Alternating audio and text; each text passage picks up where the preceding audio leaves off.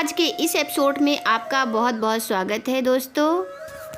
पुराणों के अनुसार वो व्यक्ति जो असमय मृत्यु को प्राप्त हो जाता है, लेकिन शरीर त्यागने के बाद भी उसकी आत्मा इस संसार का त्याग नहीं करती, बल्कि अपना जीवन काल पूरा करने के लिए इस संसार में बनी रहती है, उसे ही अकाल मृत्यु कहते हैं। गरुड़ पुराण के सिंहावलोकन अध्याय में अकाल मृत्यु के बारे में बताया गया है कि अगर कोई व्यक्ति किसी दुर्घटना में जल से डूबने से, सांप के काटने से, किसी रोग के कारण, गले में फांसी का फंदा लगाने से, भूख से पीड़ित होकर या फिर किसी हिंसक प्राणी के द्वारा मारा जाता है, तो ऐसा व्यक्ति अकाल मृत्यु को प्राप्त हो जाता है।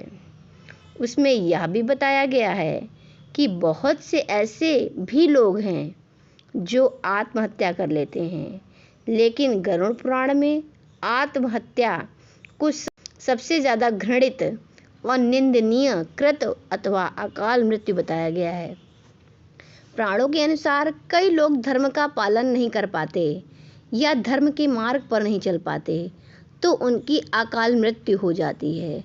पुराणों में अकाल मृत्यु का कारण पिछले जन्मों के कर्मों और इस जन्म के कर्मों को भी बताया गया है। मनुष्य अपने कर्मों के कारण ही अपनी उम्र कम करता चला जाता है।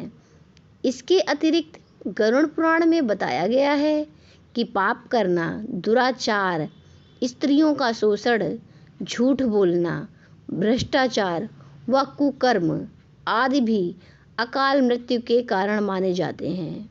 बहुत अधिक पाप करने वाला व्यक्ति अकाल मृत्यु को प्राप्त हो जाता है।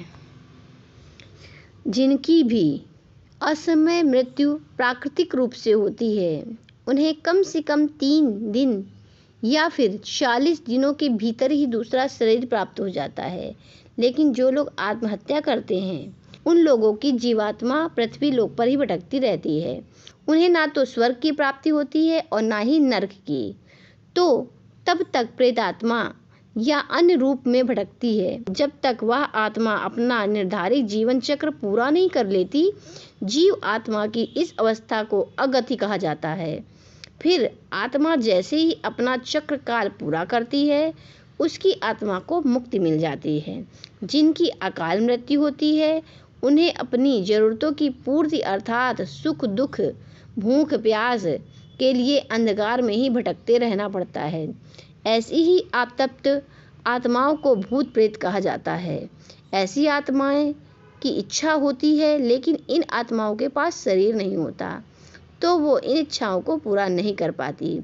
ऐसे में ये आत्माएं अपनी इच्छा पूरी करने के लिए अपने आसपास के व्यक्तियों को कष्ट देना शुरू कर देती हैं।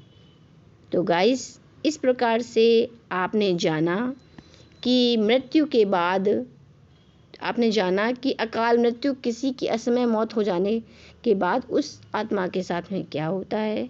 तो अगर जानकारी हमारी अच्छी लगती है तो आप हमारे चैनल को सब्सक्राइब करिए, लाइक करिए, शेयर करिए। धन्यवाद।